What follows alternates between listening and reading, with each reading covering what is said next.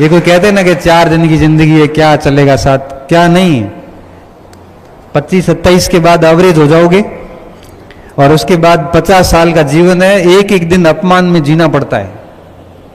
ये बहुत गलत बात है कि 4 दिन की जिंदगी में, जिंदगी इतनी बड़ी है कि मैं कह रहा हूं कटी नहीं कटे ऐसी हालत हो जाती है।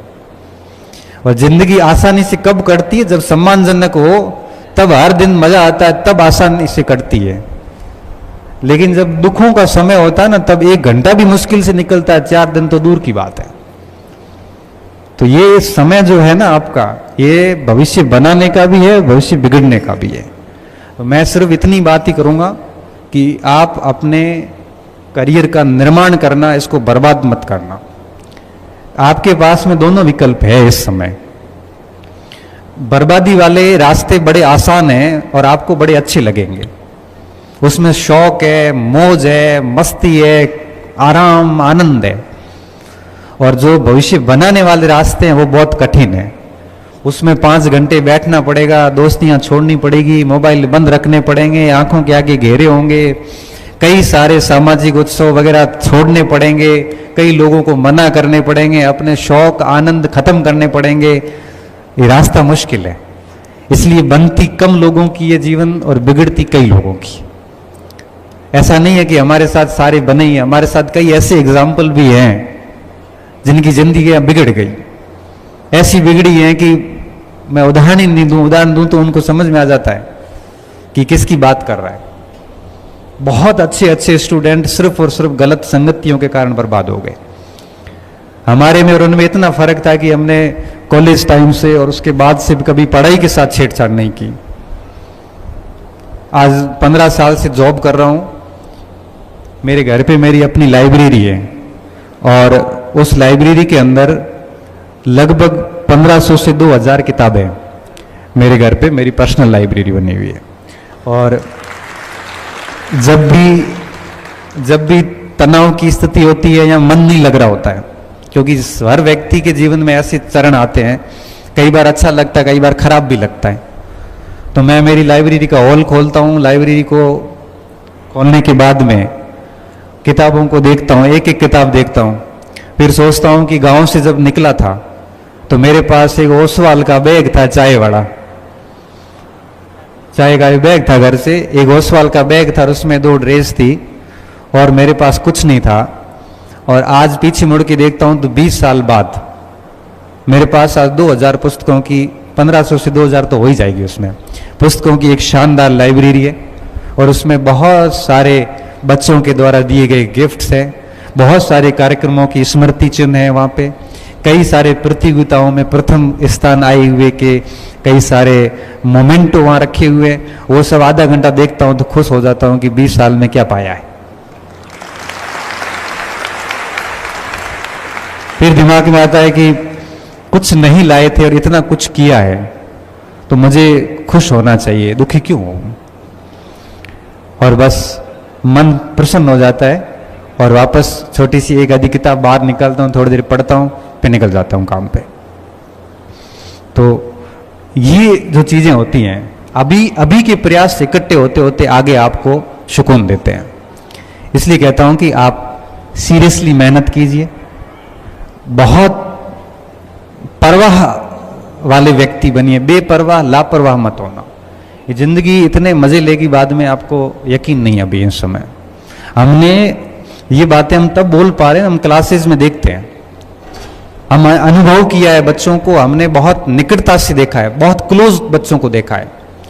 हमने 40% अंक लाकर बच्चे हमारे पास आके हमने उनको लेक्चरर बनते हुए देखा है, हमने उनको RS बनते देखा है, हमने 98% लाए हुए बच्चों को भी फेल होते हुए देखा है। ये सिर्फ बच्चों के ऊपर डिपेंड करता है कि आप कितना बढ़िया करते हो। इसलिए कहता हूं कि आपका जीवन सिर्फ आपका है, इसको बिगाड़ना मत, कोई गलत आदत नहीं डालना है। 6-7 घंटे रेगुलर पढ़ाई करो और ये पढ़ाई आप जारी रखिए।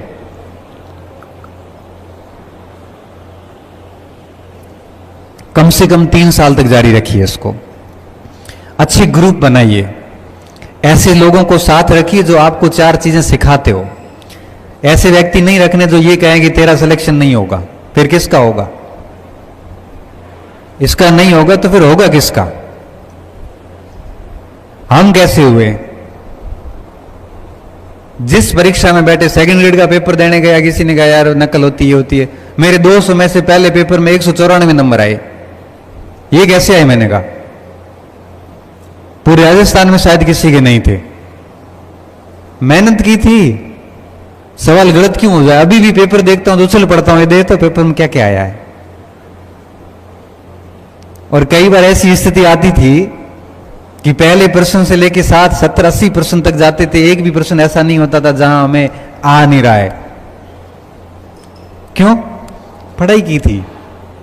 और किताबें न्याय करती, किताबें नहीं देखती कि आप अमीर हो कि गरीब हो। किताबें नहीं देखती कि आप 10वीं में 12वीं में मेरिटोरियस थे कि बाई ग्रेस पास हुए हैं।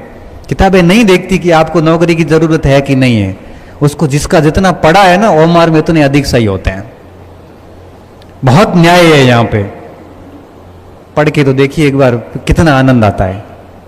पढ़ाई जैसा आनंद मुझे लगता नहीं किसी भी जगह होगा।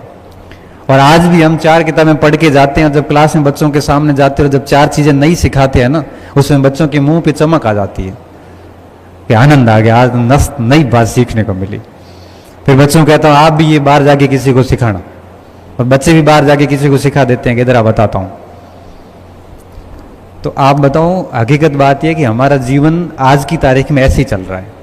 पढ़ो, पढ़ाओ, अपने काम करो, बाकी दुनिया जाए बाढ़ में, किसी से कोई मतलब नहीं। कौन क्या कहता है हमें कोई फर्क नहीं पड़ता, बस आप अपने स्तर पे सही होने चाहिए। अब मैं चाहता हूं कि आप में से किसी बच्चे का कोई सवाल हो और कोई दूसरा अपने पास माइक हो, तो मैं आपसे भी प्रश्न लेना चाहूंगा, क्योंकि मैंने मेरी बात तो रख ली। आपसे में से कोई बच्चा अगर प्रश्न करना चाहें तो 2-4 सवाल किए जा सकते हैं, क्योंकि मैं आपकी भावनाएं भी जानना चाहता हूं। और वार्ता सही तभी होती है जब दोनों तरफ से बात हो जाए। तो हाँ,